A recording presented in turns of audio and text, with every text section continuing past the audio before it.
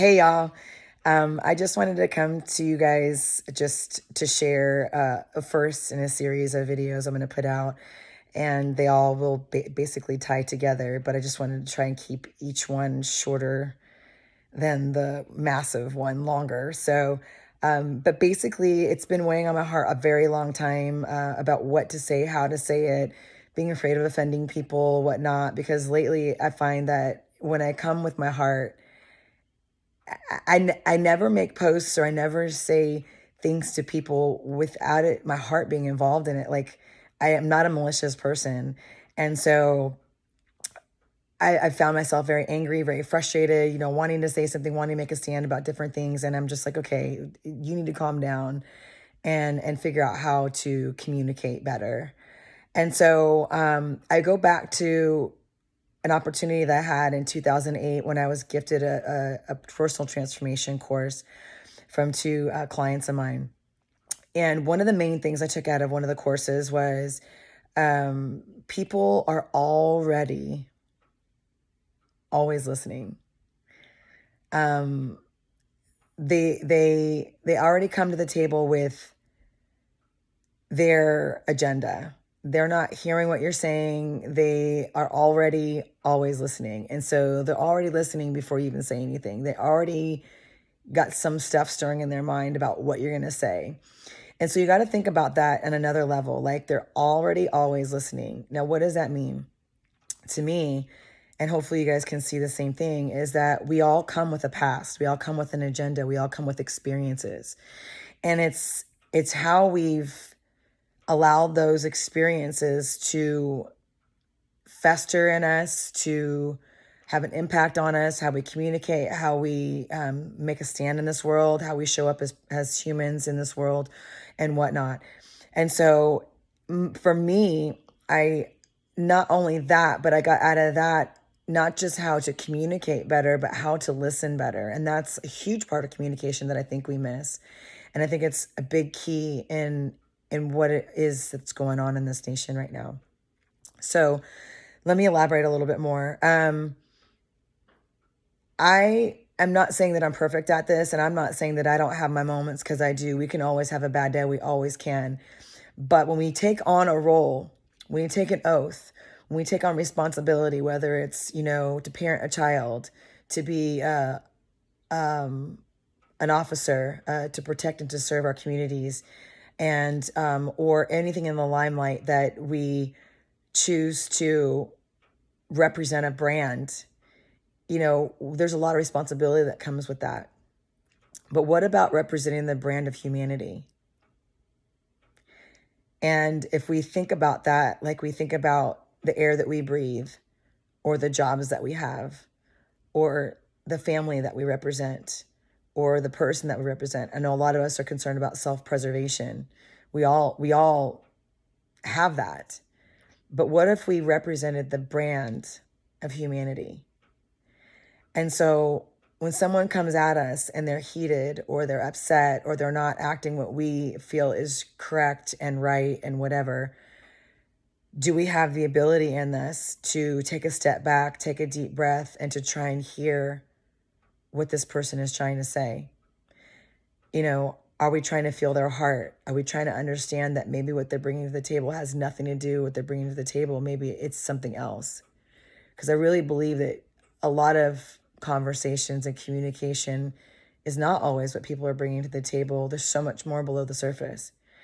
And so just understanding that there's a history behind what people are doing and what people are saying, and trying to have an understanding, that requires some things to come into play. One, to practice not already always listening, to really try and feel where this person is coming from, to try and hear what's being said and not being said, to try not to bring your own agenda to the table, to not be defensive, to not retaliate. And I'm not saying there's times where you don't need to be defensive. You do, when you need to protect yourself or whatnot. Absolutely. I'm just saying in the general sense of trying to understand and to fight and to represent the brand of humanity.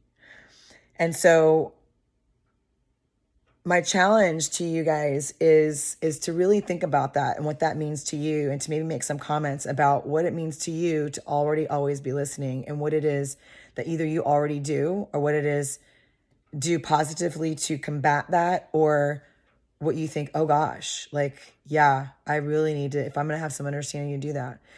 We also have to have the maturity and the, whatever you want to call it, trying to be a lady about this, but to have the balls to be able to like have those difficult conversations. Don't hide behind texting. Don't go tattle to a friend. Don't go tattle to a supervisor. Don't go tattle to anybody else. Like, have those difficult conversations with people, because we are not ever going to be able to evolve unless we start practicing on our own what it is like to try to come to the table, not already always listening, and to try and have those challenging conversations that, yeah, they're going to be uncomfortable. And if you practice them, man, I'm telling you, it's something that I try to practice regularly. You grow from them. And when you come to those tough conversations, you have to come with love. You have to come with respect, and you have to come with an open mind. And if you're not able to do that, don't come at all, because there's going to be no growth that happens there, because there's always defense, and there's no room to really try to understand somebody completely. All right. And so, or as much as you possibly can in that situation. And so we have to do that. We have to practice that. We have to be willing to say, okay, this is going to be very uncomfortable, but I really do want to understand where you're coming from. And I promise I'm going to try and keep my own agenda out of it. And I promise I want to hear you. But let's talk in a way that we can communicate where I can hear you and you can hear me. And don't be afraid to just be real with me. And we have to be willing to hear people's reality. Like, they may be telling you something about yourself that you may not be willing to hear. You may not even agree with it. But when I've had my best growth in relationships and my closest relationships that I have, and I'm not talking about intimate ones, I'm talking about the ones that you choose to still be a part of, that you're not stuck with that person in a marriage or whatever. I have the best relationships with those people. We can have a drag out argument, disagreement, debate, whatever. But because we love each other and we respect each other, and we know each other's hearts, and we know a little bit about each other's history, it's easier to have an understanding for where they're coming from. And do we have to agree with them? We don't have to. We don't. But growth is going to happen through understanding and hearing that person, and trying to come to a place where we can either amicably or peacefully relate and have a relationship, whatever that relationship looks like, whether it's just a really working relationship, whether it's a friendship, whether it's an intimate relationship.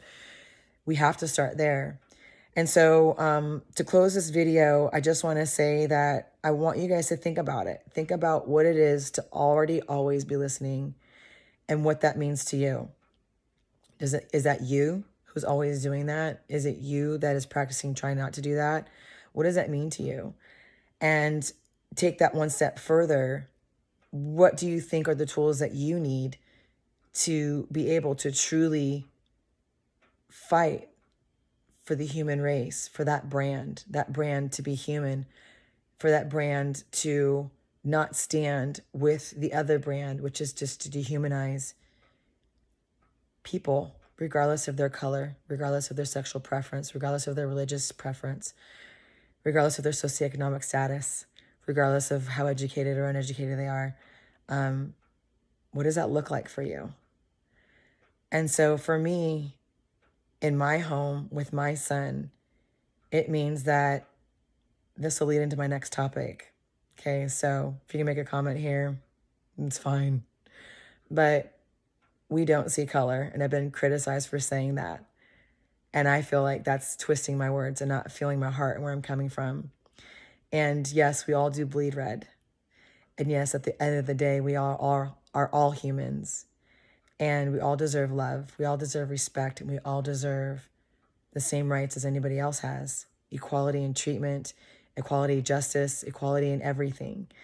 And so it's a way that I've chosen to raise my son, to where it doesn't matter what color you are, as long as you're good people, you have a place at our table. And for me, when it comes to communication, again, I'm not perfect at it. I'm practicing. I've been practicing since 2008, that I'm really trying to feel a person's heart and understand that I haven't walked a day in their shoes. I don't know what's going on in their immediate life or in the history of their life. And so trying to give people grace and understanding through those eyes and through that heart is where I choose to live. And maybe I'm too hopeful or naive. I don't care. It's where I continue to choose. I continue to choose to show up in people's lives, and I challenge you to try and do the same. Otherwise, I feel like we're going to continue to be divided, and we're not going to go down a road starting or continuing to depend on where we are in the spectrum of things to where we are trying to understand each other and come to a place where we can actually survive amicably, peacefully, respectfully, regardless of race, color, or creed. So I leave you with those words, and hopefully that resonates with you. And if it does, please tag some people, because only this way will we be able to impact each other's lives. And not that I have all the right answers, but I hope that this is a start. Love, peace. Make it a good day.